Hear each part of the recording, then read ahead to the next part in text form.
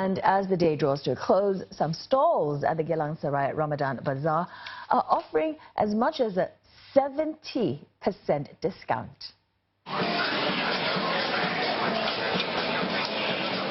On the eve of Hari Raya Idul Fitri, many shops will open till 3 a.m. Now, this year's bazaar has cashless payment options, wider walkways, and more resting and dining spaces.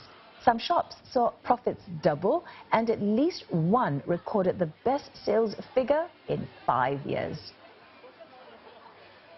I managed to sell a lot of my products.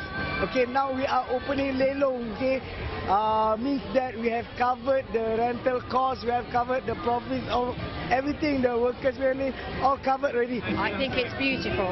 Very interesting to have a look around and see all the different things and everyone coming together. It's very nice.